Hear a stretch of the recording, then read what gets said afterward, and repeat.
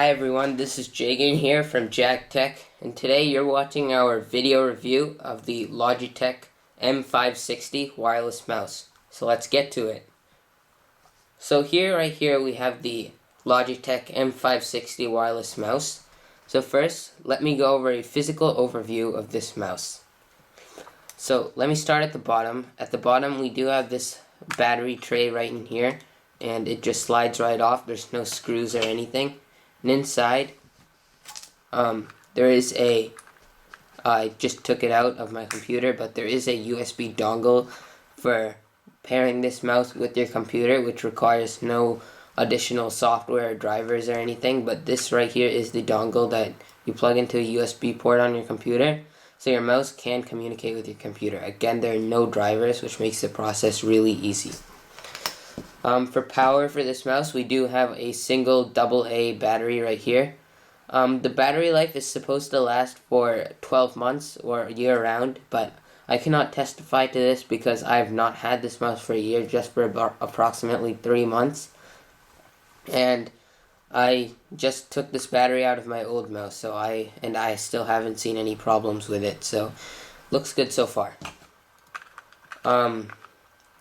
Over here we do have a sensor. It's not in the center, but for me that doesn't seem to be a problem yet. Yeah, so the sensor does not emit any light at all, or any visible light at least. Over here we do have an on-off switch. Right now it's on, so it's green. If you turn it off like this, you can also do that, and it's red. Now this symbol means that this uses a unifying receiver, which means that if you have any other Logitech mouse that does have a unifying symbol right here and a unifying symbol on the receiver, then you can use this mouse with any other unifying receiver, or any other Logitech mouse with this unifying receiver. So it works with other Logitech mice, which is really nice addition. And we also have these 4 pads right here. So the reason why I covered these up was because my mouse pad right here is kind of cheap and it's kind of rough, so I was having some difficulty moving this mouse around the mouse pad. So I did just put 2 simple pieces of tape, but if you have a better mouse pad, like I've tried it on my friend's mouse pad and it worked completely fine. So this is just for my situation, but if you're finding it that it's a bit tough to move around, then this is an option. Over on this side we have this nice rubberized grip so your fingers can grip the mouse nicely. Over on the top we have a glossy plastic, well it's not really glossy, but it is a plastic finish, and a scroll wheel right here, which does have 2 scroll modes, like a long continuous mode and a quick mode like this. And the scroll wheel does have back and forward buttons, so you can say if you're browsing the web and you want to go back and forward through web pages, then you can use this. Now since by pushing it down it changes the scroll type, they have a middle mouse button right here instead of built into the scroll wheel, so here's your middle mouse button. So normally these 2 are joined, but I actually use this mouse for gaming, which it really shouldn't be.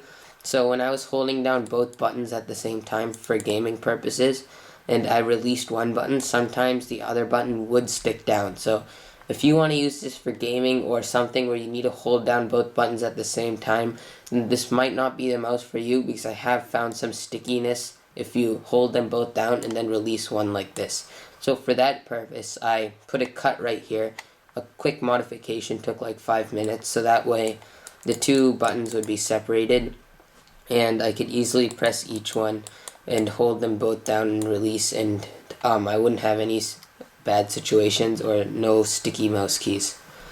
So over on this side we also have another rubberized grip, and we have 2 thumb buttons right here, which these thumb buttons are by default for me at least, bound to the start menu and the desktop. So you can switch these 2 buttons and this button are bound to in the Logitech Setpoint software, which does not come with this mouse, but it is a free download, and I will put the link down in the description below if you want to check that out.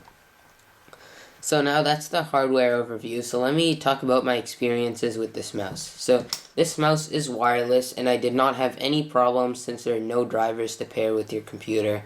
And it was all quick and snappy installation, just plugged it into my USB port and I was ready to go.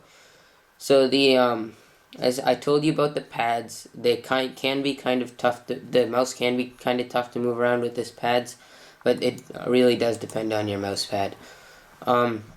Over here, the sensor, it senses fine. The speed was pretty fast through the Wi-Fi. I mean through the USB dongle. And over here we do have the and the power button works fine. It turns on and off really quickly. And yeah, the buttons have nice tactile responses. You can hear the sound quite well, so you know when you've clicked. So yeah, that pretty much wraps up our review of this Logitech mouse. You can pick up this mouse. I'll show a picture right now.